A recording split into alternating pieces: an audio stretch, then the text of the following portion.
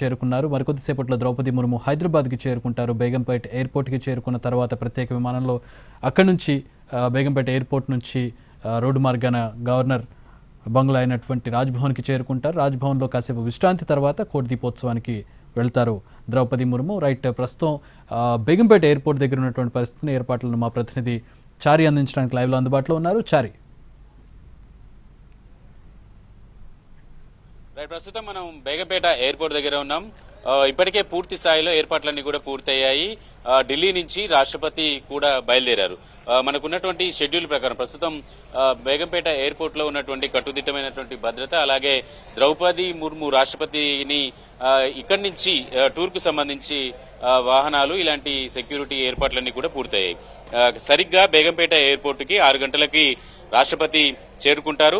6 గంటల 10 నిమిషాలకి బేగంపేట ఎయిర్పోర్ట్ నుంచి బయలుదేరుతారు. ఈ 10 నిమిషాల్లో ప్రభుత్వం నుంచి మంత్రులు, అలాగే రాష్ట్రపతికి స్వాగతం పలకడానికి సంబంధించినటువంటి కార్యక్రమం ఉంటుంది. 6 గంటల 20 నిమిషాలకి రాజ్భవన్ కి చేరుకుంటారు. 6:10కి బయలుదేరి 10 నిమిషాల్లో రాజ్భవన్ కి చేరుకుంటారు.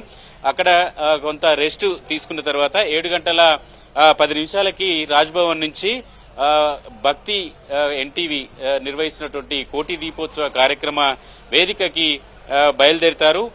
7 గంటల 10 నిమిషాలకి రాజ్భవన్ నుంచి బయలుదేరుతారు. 7 గంటల 20 నిమిషాలకి వేదిక కోటి దీపోత్సవం వేదికకు చేరుకుంటారు. అక్కడ పూరి జగన్నాథ స్వామి పూజ, అలాగే యాదగిరి లక్ష్మీ నరసింహస్వామి కళ్యాణంలో కూడా రాష్ట్రపతి ద్రౌపది ముర్ము పాల్గొంటారు. ఆ తర్వాత దీపోత్సవం, ఆ కార్యక్రమాలన్నిటికీలో కూడా రాష్ట్రపతి పాల్గొంటారు. ప్రస్తుతం పూర్తి స్థాయిలో అధికార యంత్రాంగం అంతా కూడా ఏర్పాట్లన్నీ పూర్తి చేశారు. మరి కాసేపట్లో ప్రభుత్వం నుంచి కూడా రాష్ట్రపతికి ఆహ్వానం పలకడానికి మంత్రులు వచ్చే అవకాశం ఉంది.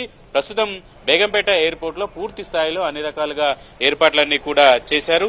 6 గంటల 10 నిమిషాలకి రాష్ట్రపతి ఈ ఎయిర్పోర్ట్ లో దిగుతారు. ఇటు నుంచి నేరుగా రాజ్భవన్ కి వెళ్తారు. అక్కడ కొద్దిసేపు విశ్రాంతి తీసుకున్న తర్వాత నేరుగా కోటి దీపోత్సవం వేదికకి బయలుదేరి అక్కడ గంటన్నర పాటు జరిగేటువంటి కార్యక్రమాలలో కూడా రాష్ట్రపతి పాల్గొంటారు. కోటి దీపోత్సవం లో ఈరోజు విశిష్టమైనటువంటి డేగా చెప్పొచ్చు.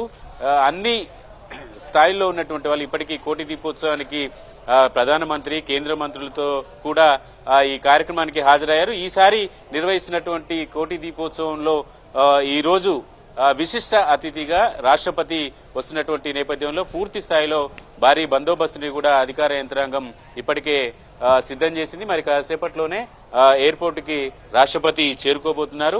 కోటి దీపోత్సవం వేడుకల్లో ఈ రోజు చాలా అరుదైనటువంటిది, విశిష్టమైనటువంటి రోజుగా చెప్పొచ్చు. చాలా ప్రతిష్టాత్మకంగా నిర్వహిస్తున్నటువంటి ఈ కోటి దీపోత్సవానికి రాష్ట్రపతి ఈ రోజు విశిష్ట అతిథిగా వస్తున్నటువంటి నేపథ్యంలో ఇప్పటికీ ఏర్పాట్లన్నీ కూడా పూర్తయ్యాయి. పోలీసులు కూడా భారీ ఎత్తున బేగంపేట ఎయిర్పోర్ట్ నుంచి రాజ్భవన్ నుంచి కోటి దీపోత్సవం వరకు కూడా భారీ బందోబస్తుని ఏర్పాటు చేశారు. 6 గంటల 10 నిమిషాలకి బేగంపేట ఎయిర్పోర్ట్ నుంచి రాష్ట్రపతి బయలుదేరతారు. All right, thanks for the updates Chari. అది బేగంపేట ఎయిర్పోర్ట్లో పరిస్థితి. మరికొద్దిసేపట్లో ద్రౌపది ముర్ము బేగంపేట ఎయిర్పోర్ట్కి ప్రత్యేక విమానంలో చేరుకోబోతున్నారు. ఢిల్లీ నుంచి ఇప్పటికే రాష్ట్రపతి బయలుదేరారు. సో ఆవిడికి సంబంధించినటువంటి కాన్వాయ్, అలాగే ప్రోటోకాల్, సెక్యూరిటీ అంతా కూడా అక్కడ పూర్తి స్థాయిలో మోహరించడం జరిగింది. మరికొద్దిసేపట్లో అక్కడికి మంత్రులు కూడా చేరుకోబోతున్నారు రాష్ట్రపతికి స్వాగతం పలకడానికి. అక్కడి నుంచి రాజ్భవన్కి వెళ్తారు. రాజ్భవన్ నుంచి కాసేపు విశ్రాంతి తీసుకున్న తర్వాత 6 గంటల సమయంలో కోటి దీపోత్సవ ప్రాంగణానికి వెళ్తారని సమాచారం అందుతోంది. కోటి దీపోత్సవానికి విశిష్ట అతిథిగా రాష్ట్రపతి ద్రౌపది ముర్ము ఈరోజు విచ్చేయబోతూ ఉన్నారు. భారత ప్రథమ పౌరురాలు ద్రౌపది ముర్ము ఈరోజు కోటి దీపోత్సవ కార్యక్రమానికి హాజరు కాబోతూ ఉన్నారు. ఆవిడ ఒడిశాకు చెందినటువంటి మహిళ. సో ఒడిశాకు చెందినటువంటి పూరి మహాదేవుని పూజ ఈరోజు జరగబోతోంది. ప్రత్యేక హారతి కార్యక్రమం జరగబోతోంది.